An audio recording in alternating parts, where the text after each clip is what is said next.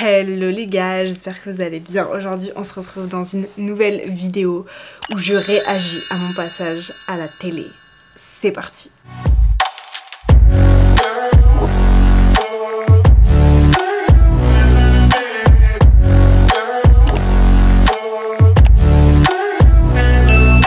Si vous n'avez pas suivi, en gros je suis passée à la télé sur C8 pour l'émission Job, qui est une émission sur le thème des métiers. En fait c'est une émission où chaque semaine ils changent de métier, ils font un focus sur ce métier là, et donc moi j'étais invitée pour participer à l'émission sur le thème du métier créateur de contenu. Donc on était plusieurs sur le plateau, il y avait des experts, il y avait des influenceurs qui ont percé sur TikTok, et il y avait moi qui était dans le rôle de la fille qui veut percer justement sur les réseaux sociaux. La journaliste m'a contactée, elle était adorable vraiment. Ils sont venus déjà filmer un portrait chez moi, et ensuite j'ai participé à l'émission sur les plateaux à Canal+, parce que C8 c'est une chaîne qui est gérée par Canal+. Et globalement c'était une très bonne expérience, mais j'ai envie de réagir à cette émission et à mon passage dans cette émission pour rentrer un peu plus en profondeur, et parce que c'était un exercice qui était quand même assez compliqué parce qu'on avait peu de temps pour parler, c'était un peu un ping-pong, c'était très court, et pour moi on n'a pas assez fait le tour sur la question et sur ce métier qui est d'être créateur de contenu. Et surtout que je pense que sur le plateau on avait quand même des avis très différents, donc moi j'avais plus envie de rentrer dans les détails sur mon avis à moi, sur pourquoi je fais ce métier là, etc. Là j'avais un peu le rôle de la fille justement qui veut percer, et je trouvais ça un peu rabaissant. Après c'était pour l'émission, mais c'est vrai que moi j'ai pas forcément envie de percer, enfin dans le sens où pour moi percer ça veut dire genre vraiment avoir des millions d'abonnés, alors que moi ce que je veux surtout c'est créer une communauté, pouvoir vivre de ma passion, oui ça c'est sûr, avoir assez d'argent pour vivre, pour faire ce que j'aime, pour avoir un bon rythme de vie. Mais je cherche pas non plus à être la plus connue ou la plus riche du monde, enfin je sais pas si vous voyez ce que je veux dire. Genre moi ce que je cherche c'est surtout le partage, l'échange et créer une communauté en fait, l'entraide, ce genre de choses, et surtout vous divertir, qu'on rit ensemble. Je vais regarder l'émission, et dès que je vois quelque chose sur lequel j'ai envie d'approfondir, je reviens vers vous et vous avez l'émission en direct.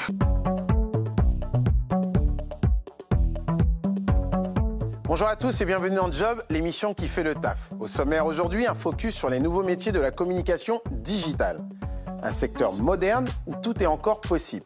Puis dans la deuxième partie, nous nous mettrons à la place de jeunes qui se lancent sur le marché du travail en essayant de répondre à cette question. Travailler sur les réseaux sociaux, est-ce un métier qui a réellement de l'avenir? Pour nous faire découvrir cet univers méconnu, j'ai le plaisir d'accueillir Ethan Beribi. Bonjour. Salut Ethan. Salut. Alors Ethan, vous êtes influenceur, plus de 3 millions d'abonnés sur TikTok, mais vous êtes surtout entrepreneur. Vous venez de créer une boîte méga content. Vous nous direz en quoi cela consiste. À côté de vous, une autre créatrice de contenu qui fait partie de votre équipe, bonjour. Mélodie. Merci d'être là, Mélodie. Avec plaisir.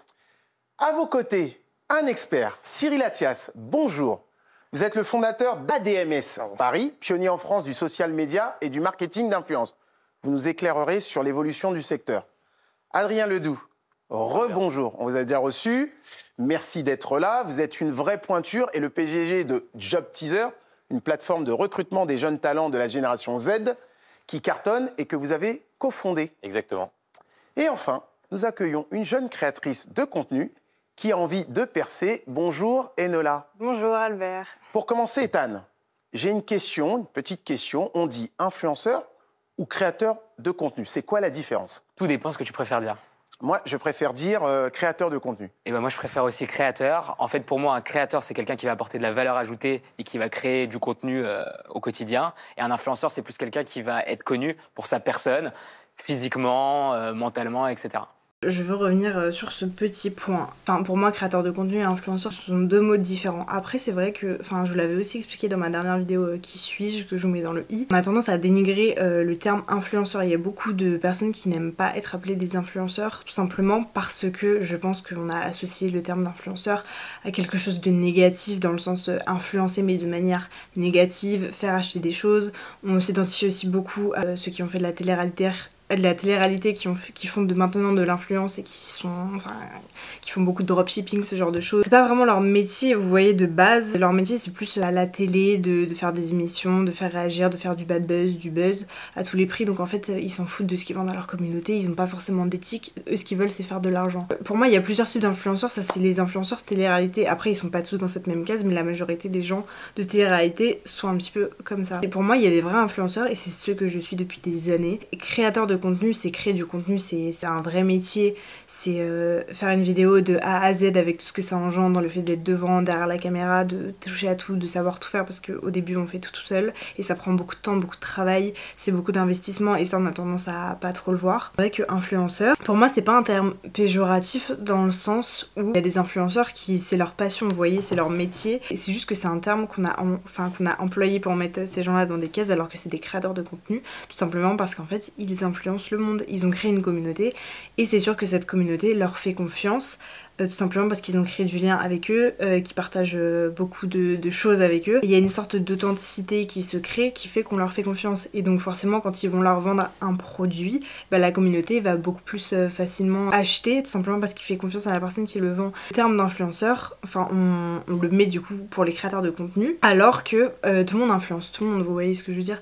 Tout le monde aujourd'hui peut devenir influenceur, tout le monde peut devenir créateur de contenu, tout le monde, demain si t'arrives à créer une communauté, tu es un influenceur. Pourquoi ? Parce que tu crées avec cette communauté te fait confiance, tu partages avec eux, donc forcément tu les influences, que ce soit de manière positive ou négative en fonction de ce que tu partages, et tu les influences pas que dans tes achats, mais dans tout, dans leur manière d'être, de penser, de consommer. Tu te rends pas compte, mais en fait tout le monde influence tout le monde, il n'y a pas que les influenceurs ou les créateurs de contenu qui influencent, il y a ton père t'influence, ta mère, ta famille, ce que tu vois dehors, les publicités que tu regardes, ça t'influence. Quand un ami te dit j'ai mangé dans tel restaurant, c'était trop bien, faut que tu testes, ça aussi c'est être influencé. En fait, on a mis trop un aspect négatif au terme influenceur, influencé, alors que vraiment ça fait partie de la vie les gars.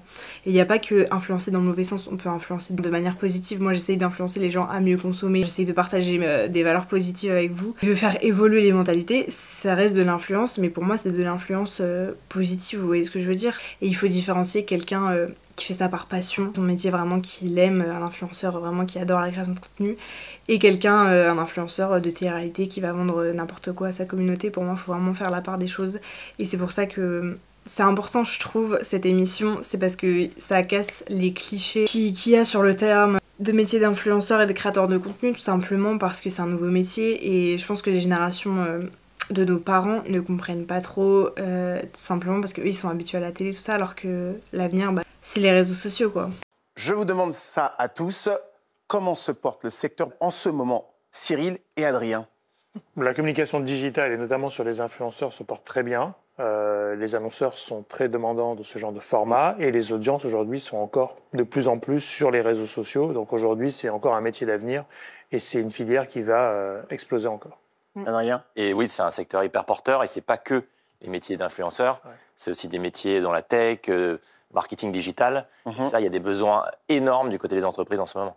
Votre entreprise aide les jeunes talents à trouver du boulot. Est-ce que vous leur conseillez le secteur du digital et des réseaux sociaux? Oui, carrément, parce qu'une des premières questions à se poser, c'est est-ce que c'est porteur, est-ce qu'il y a de l'emploi? Et il y en a, et de plus en plus. Et en plus, il y a de la pénurie, c'est difficile parfois de recruter sur certains métiers. D'accord. Tiens, Ethan, Mélodie, même Ilona, comment décide-t-on de devenir influenceur et d'en faire son métier? C'est quoi qui vous a poussé? Moi, personnellement, un jour comme ça, je me suis mise à faire des vidéos et j'ai aimé, et puis j'ai continué. Après, je fais ce que j'aime, donc c'est ce qui me pousse aussi à continuer. Moi, c'est vraiment l'envie de aussi faire passer des messages, de défendre des choses. Quel genre de message? Plein de causes. Je fais beaucoup de choses, je fais du lifestyle, je fais du divertissement, je parle de plein de sujets de société. Moi, ce qui m'a poussée à faire des vidéos, en fait, avec réflexion, c'est vraiment le fait de divertir les gens. Allez voir ma vidéo sur le harcèlement scolaire, parce que vous comprendrez un peu d'où je viens, mon parcours avec l'enfance et tout ça. Mais du coup, j'ai été victime du harcèlement scolaire, et c'est vrai que toute petite, les enfants ne m'aimaient pas, je me sentais beaucoup rejetée. Et donc la première fois que je suis montée sur scène en faisant du théâtre et que j'ai vu que les gens appréciaient ce que je faisais, les gens riaient, et pour la première fois de ma vie, je me suis sentie aimée par les autres, et je me suis dit mais waouh, c'est un truc de malade. C'est ça que j'ai envie de faire dans ma vie, faire rire les gens, mais à travers des pièces de théâtre, du cinéma, ou même des vidéos, parce que depuis petite, pareil, j'adore les vidéos YouTube. Donc pour moi, c'est vraiment une manière de divertir les gens, de faire passer les messages que je veux, de faire évoluer les mentalités, créer une communauté.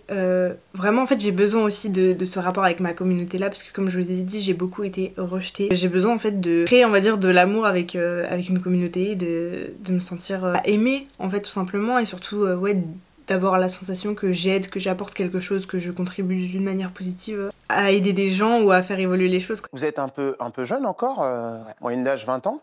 Vos parents, ils vous ont soutenu. Ça se passe comment avec les parents? Au début, ils sont sceptiques. Ouais. Ça veut dire qu'au début, tant que ça marche pas, et c'est le principe, c'est normal, c'est un nouveau métier, donc ils connaissent pas, ils sont un peu de l'ancienne école. D'accord. Mais par contre, quand ils voient que ça marche et qu'il y a vraiment quelque chose derrière, Vous avez 21 ans. Ouais, vous avez ils quitté sont vos contents. parents il y a 2-3 ans. Je les ai toujours pas quittés d'ailleurs. Enfin, j'habite tout seul, mais je les vois tout le temps. Cyril, si vos enfants vous disaient qu'ils veulent devenir influenceurs, vous leur répondriez quoi? Je leur dirais non, parce qu'on peut gagner de l'argent avec les réseaux sociaux, on peut être populaire sur les réseaux, mais pour moi, c'est plutôt une passion et une expertise qu'un métier, entre guillemets. C'est-à-dire qu'effectivement, il faut travailler sa carrière et son métier sur du long terme, moyen à long terme. L'influenceur peut être très successful à un moment donné, le lendemain un peu moins, et on peut vite être remplacé aussi sur son marché. Après, c'est une histoire de carrière, donc il faut être aussi entouré. Je suis d'accord avec ce qu'il a dit, en même temps je suis pas d'accord. C'est un métier de carrière, mais c'est comme tout, c'est comme les métiers artistiques en fait, que ce soit dans le cinéma, dans la musique. Un créateur de contenu, un influenceur, forcément, quand t'es une personnalité publique on va dire, et que c'est ta communauté te permet d'exercer ce métier, parce que sans la communauté on n'est rien. Si personne nous regarde, si personne aime ce qu'on fait, bah forcément on va pas avoir de quoi avoir des partenariats, on va pas pouvoir vivre de ça. Donc c'est important d'avoir quand même une image où les gens t'aiment bien, parce que tout peut s'effondrer du jour au lendemain, il suffit qu'il y ait une polémique, un drama sur toi, et je pense que ça joue beaucoup sur la balance quoi. Donc oui, c'est un métier de carrière, mais quand il dit que ce n'est pas un métier, je suis pas d'accord, dans le sens où oui, pour moi c'est un métier de passion, il faut faire ça, pas forcément pour les mauvaises raisons, dans le sens il y en a plein aujourd'hui qui débutent pour gagner de l'argent avec ça. Moi personnellement c'est pas mon cas. Oui, j'ai envie de gagner ma vie avec ça parce que c'est le but, j'aimerais vivre de ma passion dans un monde idéaliste. C'est pas évident, et je pense que oui, c'est vraiment un métier de passion, et ça demande beaucoup de temps, d'investissement, des remises en question, il y a des hauts, il y a beaucoup de bas, et ça prend beaucoup de temps surtout, et c'est beaucoup de travail, on se rend pas compte mais c'est beaucoup de travail. Pour moi c'est un métier à part entière en fait, parce que justement, même si c'est une passion, c'est pas parce que c'est une passion que c'est pas un métier pour moi. J'ai investi tout mon temps, tout mon argent, enfin toute mon énergie là-dedans. Encore une fois, quand t'es passionné par un travail, pour toi, tu considères pas ça vraiment comme un travail, mais justement c'est là où faut pas se noyer dedans, parce que c'est là où tu peux vite rentrer dans des choses extrêmes et où tu peux arriver à un burn-out, justement parce que tu te surmènes en fait. Je travaille beaucoup, je pense tout le temps à ça, tout simplement parce que ça me passionne, parce que j'aime ça, mais c'est vrai que la nuit je pense à ça, quand je fais mes insomnies, le matin je pense à ça, le week-end je travaille encore sur ça. En fait j'arrête jamais de penser ou de travailler, et je m'investis vraiment à 100%. Bien sûr que c'est un travail extrêmement lourd, après c'est un travail pour soi, et forcément quand c'est des métiers passion, c'est assez dur de se rendre compte de ce qu'on vaut, de mettre un prix sur ça, du travail, parce que c'est pas les métiers classiques métro boulot dodo où tu te dis je vais travailler tant par semaine, je vais recevoir tel salaire. Là on travaille pas à l'heure, on compte pas nos heures, on n'a pas un chiffre d'affaires qui est régulier à la fin du mois, donc c'est assez difficile en fait de se projeter, mais on y met tellement toute notre âme, tout notre investissement. Enfin moi je parle de moi, et je pense vraiment, et je parle vraiment des gens qui font ça en mode métier passion. C'est un métier, et c'est pas parce qu'on aime ce qu'on fait qu'on n'a pas le droit de dire que c'est un métier. Au contraire, pour moi c'est plus qu'un métier, parce que vraiment ça demande beaucoup de temps, d'énergie, d'investissement, et malheureusement on peut pas gagner notre vie directement avec ça, donc c'est encore plus compliqué quoi de s'y tenir. Adrien, vous confirmez que ça fait rêver On connaît la question classique, qu'est-ce que j'ai envie de faire comme métier plus tard, qu'on pose aux enfants. Oui. Avant, c'était footballeur, astronaute ou vétérinaire. Aujourd'hui, c'est un youtubeur. Ah ouais. Ça a changé. Allez, on va s'intéresser de plus près à ce monde inconnu pour beaucoup d'entre nous. Je vais vous donner quelques chiffres clés pour mieux l'appréhender. 150 000, le nombre d'influenceurs en France. 4 milliards, le nombre de personnes qui utilisent Internet dans le monde. 16,4 milliards en dollars, le chiffre d'affaires du secteur en 2022. 10 000 ou plus, le salaire en euros par mois d'un méga influenceur. Alors déjà, Cyril, vous qui connaissez bien et depuis très longtemps ce secteur, 150 000 influenceurs, et c'est énorme. Oui, c'est beaucoup, mais près de la moitié, entre 1000 et 5000 abonnés. Donc, ce n'est pas ceux qu'on a en tête naturellement. Et très peu ont le million d'abonnés. Donc, c'est un énorme potentiel, je dirais, mais qui aujourd'hui ne fait pas travailler les 150 000 et les 150 000 n'en font pas leur emploi principal. D'accord. Ethan, mesdemoiselles, franchement, l'appât du gain, c'est pas ce qui vous a le plus motivé? Moi, personnellement, je me suis lancé sur mes propres réseaux en mode business. Ça veut dire que, parce que j'avais vu le potentiel notamment de la plateforme TikTok, qui était une nouvelle plateforme, et donc je me suis dit qu'il y avait forcément quelque chose à créer, et c'est ceux qui prennent les premières places et qui arrivent en premier qui vont aujourd'hui... Ethan, 10 000 euros, vous confirmez? Vous avez 3 millions d'abonnés, vous confirmez? 10 000 euros, c'est pas beaucoup. Non, 10 000 euros, bien sûr, c'est possible. Évidemment que c'est possible. Il est taquin. Je suis d'accord avec ce qu'il a dit que parmi les 100 000 influenceurs, il y en a qui ont entre 1000 et 5000 abonnés. Par exemple, moi, je suis une micro-influenceuse. 1100 et quelques sur Insta, 2500 sur TikTok. Je suis considérée comme une micro-influenceuse. Tous les gens ne vivent pas de ça. Et clairement, moi, je gagne zéro avec l'influence. Aujourd'hui, même avec YouTube, je gagne zéro. L'argent que je gagne, c'est avec les vidéos UGC. Moi, personnellement, je n'ai pas commencé à faire ça pour l'argent. J'ai commencé à faire ça parce que c'est une passion et que ça fait des années. Mais quand je vous dis des années, genre quand j'étais petite... que j'avais 10 ans, 11 ans, avec ma cousine on faisait des vidéos et j'avais pas de logiciel de montage, je savais pas du tout monter donc je les ai jamais postés et tout ça. Et même heureusement parce que vraiment c'était ficha. J'ai toujours voulu faire ça et j'ai toujours eu peur de me lancer justement parce que j'ai subi du harcèlement et que c'était assez dur pour moi de m'exposer, de refaire face aux critiques etc. Sinon ça ferait au moins 10 ans que je serais sur YouTube là. Donc moi j'ai vraiment commencé par ce truc de c'est une passion depuis toujours et là je me suis dit enfin mais vas-y lance-toi, qu'est-ce que t'attends? Et je me suis lancée, mais j'ai commencé vraiment parce que ça me plaît. En fait, c'est un métier créatif et je suis quelqu'un de très créative. J'adore tout ce que ça englobe. Pour moi, les métiers artistiques, les métiers créatifs, les métiers où il y a de la beauté. Parce que moi, la beauté, ça fait partie de mes valeurs. J'ai besoin d'être entourée par le beau. Et donc, mon âme artistique s'exprime aussi à travers le fait de faire des vidéos, de créer des vidéos. Les photos, tout ça, le montage, le divertissement, enfin vraiment ça englobe vraiment tout ce que j'aime et même je suis libre d'être moi, de dire ce que je veux. En fait c'est moi qui gère clairement mon image, ce que j'ai envie de faire passer et il y a personne qui me dit quoi faire ou quoi. Moi c'est vraiment un métier de passion. Après oui, encore une fois, bien sûr mon but c'est d'en vivre parce que si je veux, enfin voilà, si c'est ma passion, si je veux continuer à faire de ma passion, il va falloir qu'à un moment donné je gagne de l'argent avec cette passion là, vous voyez ce que je veux dire, sinon ça va être plus compliqué, il va falloir que j'ai un travail à côté. C'est très très dur, vous voyez, de réussir à gagner sa vie avec ça. Il faut vraiment genre avoir une communauté, des gens qui te soutiennent, etc. Qu'on comprenne bien, d'où vient cet argent, qui paye, bref, comment est rémunéré un influenceur? Aujourd'hui, on a sur un marché de la communication, parce que c'est quand même de la com, on a des marques qui ont besoin de toucher leur cible. Donc leurs cibles en général sont des gens assez jeunes, qu'on appelle Gen Z, entre 18, 20 ans et un peu plus. Et ils ont un problème de communication. C'est comment toucher leur cible. Les médias classiques avant faisaient le job. Et aujourd'hui, ne le font plus du tout. Donc, on va sur le digital, et sur le digital, on va sur les réseaux sociaux. Et qui fait la loi sur les réseaux sociaux? C'est les influenceurs. C'est-à-dire que c'est eux qui ont de l'audience, c'est eux qui génèrent de la visibilité. Donc, les marques, aujourd'hui, confient des budgets à des agences pour aller chercher les meilleurs influenceurs qui correspondent à la marque et au brief, et donc vont investir de l'argent pour créer des contenus spécifiquement liés à la marque. Et c'est quoi les canaux préférés de ces marques? Ça dépend de la cible. Oui, en fait, soit je suis sur une cible plutôt jeune et je vais utiliser Instagram ou TikTok, Ouais. soit je suis plutôt pour mes clients, par exemple institutionnels, et là je vais utiliser LinkedIn, qui est aussi un canal de plus en plus. D'accord. En tout cas, avec plus de 16 milliards de dollars de chiffre d'affaires en 2022, soit 20 fois plus qu'en 2015, c'est un secteur incroyablement dynamique.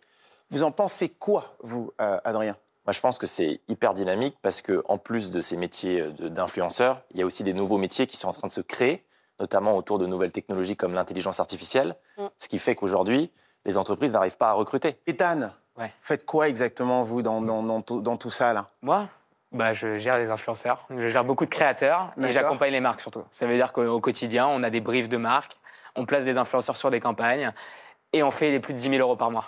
Allez, Lola, il est temps de s'intéresser à vous et à votre projet. On regarde tout de suite votre portrait. Ça marche. Hello les gars et bienvenue dans cette nouvelle vidéo. Et aujourd'hui, je vous emmène avec moi dans un 48 heures dans ma vie. C'est parti. Je m'appelle Enola, j'ai 22 ans et je viens de finir ma formation en école de cinéma. Et mon rêve dans la vie, ce serait de devenir créatrice de contenu. Du coup, j'ai fait une formation pour être community manager, puisque c'est vrai que les réseaux, ça me parlait, ça me plaisait beaucoup. Et après, je me suis rendu compte que je préférais quand même me mettre en avant moi plutôt que des marques. Après, j'ai ouvert ma chaîne YouTube, donc là, ça fait 4 mois. Les qualités que j'ai du coup pour être créatrice de contenu, c'est déjà d'être très créative. Il faut être à l'aise face à la caméra, il faut savoir monter, Ensuite, il faut être organisé et faut surtout être multitâche parce qu'on fait beaucoup de choses nous-mêmes. C'est vrai qu'aujourd'hui, il y a beaucoup de gens qui veulent se lancer sur les réseaux parce que ça nous vend beaucoup de rêves, sauf que on voit pas aussi la face cachée. C'est beaucoup de remise en question, il y a des hauts, il y a des bas. Moi, je veux m'accrocher parce que c'est vraiment quelque chose qui me passionne depuis toujours. Vraiment, j'ai l'impression d'avoir trouvé ma voie. Donc je me dis persévère et tu verras bien, un jour ça marchera.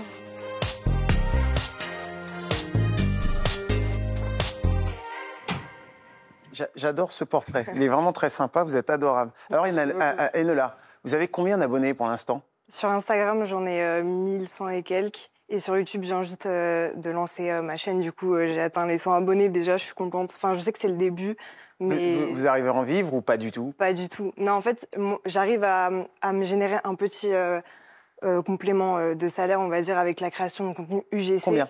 500 € par mois à peu près, ça dépend, c'est jamais stable. Ceci dit, pour un complément de salaire, c'est très sympa, non? J'ai pas eu le temps de finir ce que je disais, mais en gros, les 500 € que je génère chaque mois, c'est avec la création de contenu UGC. Et encore, comme je vous ai dit, c'est pas stable. Il y a des jours où je fais pas 500 €. Il y a des mois, je fais 0 € avec mon entreprise, micro-entreprise avec l'UGC. L'UGC, c'est quoi? User Generated Content. Donc, c'est du contenu créé par les utilisateurs de manière plus authentique. Donc, en gros, c'est de la pub sur les réseaux sociaux plutôt qu'à la télé, mais de manière plus authentique. C'est un créateur de contenu, vous voyez, qui fait de la pub mais sur les réseaux sociaux. C'est pas constant dans le sens où j'ai ma chaîne YouTube à côté. Avec l'influence, comme je vous ai dit, je fais 0. Je fais beaucoup d'influence sur mes réseaux, mais je fais aussi quelques créations de contenu. Et avec la création de contenu, en général, en moyenne, c'est à peu près 500 € par mois. Mais comme je vous ai dit, il y a des mois je fais 0, il y a des mois je fais plus. Une fois j'avais fait 800, je crois qu'une fois c'était le max 800, presque 1000. Mais j'ai jamais dépassé, on va dire, ce plafond-là, parce que pareil, c'est un métier très concurrentiel. Il est aussi assez dur parce que c'est un nouveau métier et que toutes les marques ne comprennent pas la différence entre influenceurs et créateurs de contenu UGC.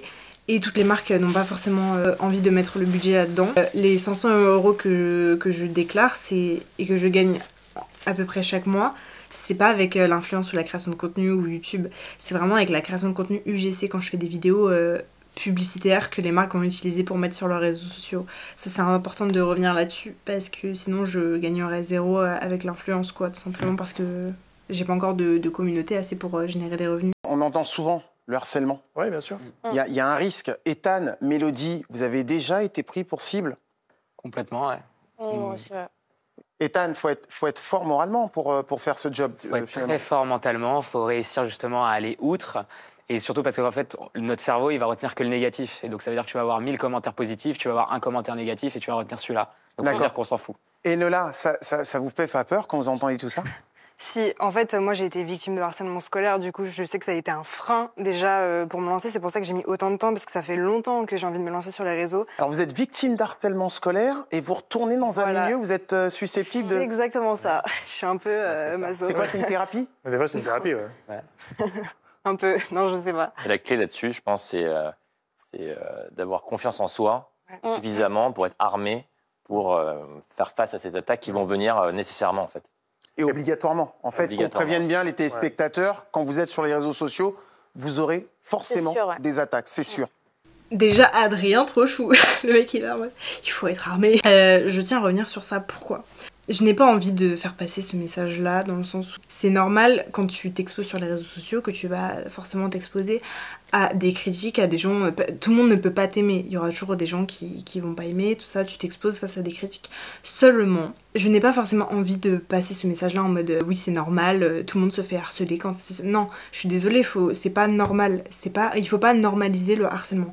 Justement, il faut pas le normaliser, il faut le dénoncer pour moi. Les critiques... Oui, il y aura toujours des gens pour te critiquer. Après, il y a des critiques plus constructives que d'autres.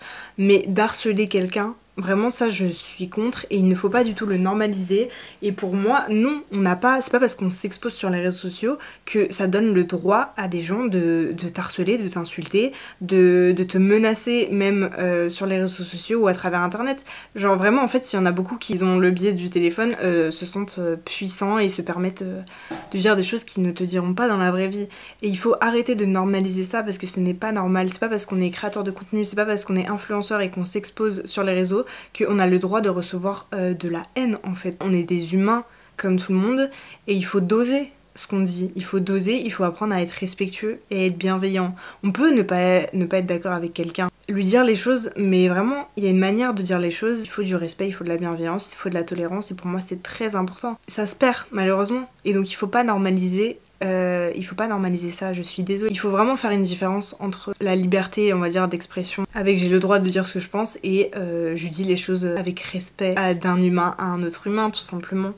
Parce que pourquoi choisir la haine tout le temps? Enfin, je dis ça, mais il y a des gens qui cherchent la polémique aussi. C'est vrai que tous les créateurs de contenu, sache les influenceurs, ne font pas ça pour la passion, ils font ça pour l'argent, et donc c'est un peu du contenu vide, créé pour faire du buzz. Ou alors créés pour faire des polémiques, ou alors vraiment qui disent des choses ahurissantes parfois, et donc là je peux comprendre que attiser la haine, forcément tu vas récolter de la haine, faut pas non plus être débile. La plupart des gens qui mettent tout leur cœur dans leurs vidéos, qui font ça vraiment métier passion, qui osent s'exposer et faire face à des critiques, bah je suis désolée, faut pas normaliser le fait qu'ils se prennent de la merde et des sauces toute la journée dans la gueule, ça c'est pas normal. Il y a du respect à avoir, il y a de la tolérance à avoir, il y a des manières de dire les choses. Voilà, c'est tout ce que je voulais dire par rapport à ça. Il faut pas normaliser le harcèlement, jamais. Bon, Ethan, vous venez d'ouvrir une agence d'influenceurs. Est-ce qu'un profil comme celui d'Enela peut vous intéresser? Bah, ça pourrait, il faut voir ce qu'elle a envie de faire. Et... Ethan, est-ce qu'on Ouais. peut faire un petit entretien express? Avec plaisir. Ok, je vous laisse nous montrer. Donc pourquoi as-tu commencé les réseaux sociaux? J'ai commencé les réseaux justement pour ce besoin de créer une communauté, de partager ce que j'aime. C'est vraiment une passion depuis petite. Je suis très créative, donc j'adore faire des vidéos, passer les messages que je veux. Okay. Et pourquoi tu as besoin ou envie de rejoindre une agence? Pour m'aider justement à avoir une aide plus m'épauler là-dedans, parce que c'est vrai qu'il faut beaucoup se démarcher et c'est assez dur de percer. Donc, ouais, ce serait plus une aide, un soutien, on va dire. Okay. Et est-ce que tu ne penses pas qu'il faut aussi te former toi toute seule pour te développer et après peut-être rejoindre une agence? Parce que l'agence, c'est surtout un accompagnement, Oui, bien sûr. plus pour les collaborations, etc. Non, si, c'est hyper important de se former, surtout aujourd'hui. C'est pour ça que j'ai fait une formation aussi de community manager pour vraiment apprendre les codes des réseaux et savoir gérer les marques, mais aussi moi, mes réseaux. Trop cool. Ethan, franchement, elle s'en est bien sortie. Il va falloir faire signer un contrat. Elle a répondu. Moi, à chaque fois que je parle des influenceurs avec quelqu'un, ce sont toujours les mêmes clichés qui reviennent. Je vais vous les donner et vous me direz s'ils sont vrais. Ok ? Premier cliché que j'entends souvent, c'est les influenceurs n'ont pas de talent. Pour moi, c'est faux. Après, encore une fois, genre, c'est difficile. Parce qu'on met tout le monde dans le même panier. Et pour moi, c'est dur de mettre tout le monde dans le même panier. Les influenceurs, comme je vous ai dit, tout le monde peut être influenceur demain. Et pour moi, être influenceur, c'est un talent dans le sens où il y a un talent très esthétique déjà, un talent artistique. C'est déjà un talent en fait de créer, c'est de l'art. Créer quelque chose, que ce soit une vidéo, une photo, d'écrire un texte, de chanter. Enfin bref, pour moi c'est l'art, et l'art il a pas de limite, il a pas de forme. Donc pour moi, bien sûr que si, être influenceur, c'est déjà un talent parce que tu crées, tu partages. C'est beaucoup de choses à la fois. Et oui, c'est pas le même métier que chanteur, et on a tendance à dire, enfin vous voyez que les métiers de talent sont des métiers vraiment artistiques, le chant, la danse, tout ça. Mais pour moi les influenceurs c'est aussi, enfin ils sont aussi talentueux justement parce qu'ils créent des vidéos et que il y a tout ce que ça engendre, ils font tout de A à Z. Ça reste un talent déjà créatif, artistique, tout ça, ça englobe l'art. Le deuxième, les influenceurs sont des paresseux qui ne travaillent pas. And the air, P to the air, X P to the air. On travaille beaucoup. Les influenceurs travaillent beaucoup plus que ce qu'on croit. C'est juste que, encore une fois, il n'y a pas de journée typique de 35 heures par semaine. J'arrive au boulot, je fais ci, je fais ça. Du coup, on ne se rend pas compte du métier que c'est, du temps que ça prend, etc. Mais bien sûr que si, les créateurs de contenu, les influenceurs travaillent énormément. Après, encore une fois, genre là je parle pour mon cas, et parce que je sais les dessous de ce métier, peut-être qu'il y a des exceptions, j'en sais rien. Je peux pas mettre tout le monde dans le même panier, encore une fois. Mais moi, je me considère comme créatrice de contenu. Je travaille énormément. Genre vraiment, je ne compte pas mes heures, je suis à fond, je fais que ça. Vraiment, je fais que ça, je travaille plus que 35 heures par semaine, ça c'est sûr, même les week-ends, je ne m'arrête jamais en fait. Et parce que ça me passionne et que c'est un métier, mais il faut pas oublier que oui, c'est du travail. C'est pour ça tout à l'heure que je disais que ça reste un travail, même si un métier de passion, ça reste un travail, on peut pas dire que c'est pas un métier. Ton métier, c'est ton image de toi, et c'est encore plus dur parce que, comme je le disais, tu t'exposes aux critiques. Quand ton métier, c'est toi, c'est ton image, c'est ta personnalité, t'as pas de je rentre chez moi, j'enlève mon costume de mon métier. Non, toute ta vie, t'es ce métier-là, vu que c'est ton image, donc potentiellement les gens vont te reconnaître, les gens vont t'emmerder, les gens vont parler sur toi. Enfin, vous voyez ce que je veux dire? Tu t'exposes aussi à tout ça. Tous les métiers artistiques, tous les métiers d'image, c'est ça. Un troisième, les influenceurs ne font ça que pour l'argent. Encore une fois, je pense que ça dépend des cas. Genre, je ne vais pas mettre tout le monde dans le même panier. Moi, je vais parler pour moi et pour ceux où c'est vraiment un métier de passion depuis longtemps. Oui, on veut en vivre. Oui, c'est important parce que pour continuer à vous faire des belles vidéos, ça demande du budget. Pour continuer à vivre, à avoir une belle vie, à vivre de sa passion, c'est important. Et il faut pas cracher sur l'argent. Et justement, plus on a de l'argent, plus on peut faire des bonnes choses dans ce monde-là. Mais les gens qui... Enfin, peut-être, oui, il y en a sûrement qui font ça parce que aujourd'hui, c'est vrai que c'est un métier où tu dis que tu peux vite être riche et tout, mais c'est plus dur que ça, encore une fois. C'est dur de réussir à en vivre. Peut-être qu'il y a des gens qui font ça pour l'argent, mais il y a beaucoup de gens qui font ça déjà parce que c'est une passion. Et j'en fais partie.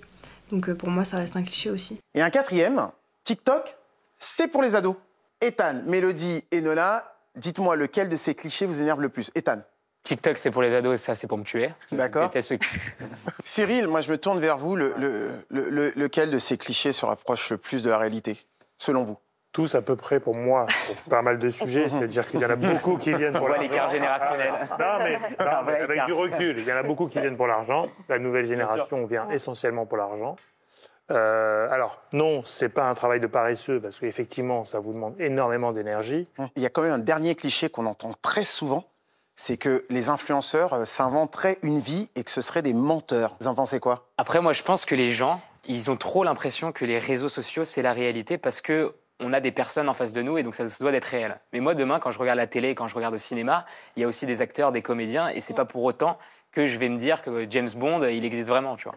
Donc vraiment, moi, je pense qu'il faut aussi se déconnecter et se dire que oui, les réseaux sociaux, c'est pas la réalité. Alors, je suis d'accord, je suis pas d'accord. Pour moi, les réseaux, c'est pas comme le cinéma. Enfin, après, ça dépend ce que tu fais, encore une fois. Mais les acteurs, ils rentrent dans un rôle. Sur les réseaux sociaux, pour moi, tu n'es pas censé jouer de rôle, sauf si tu fais des courts-métrages ou des jeux de rôle ou genre que t'es humoriste ou ce genre de choses. Enfin, ça dépend du contenu que tu fais, du type de contenu que tu fais, si c'est de la fiction, etc.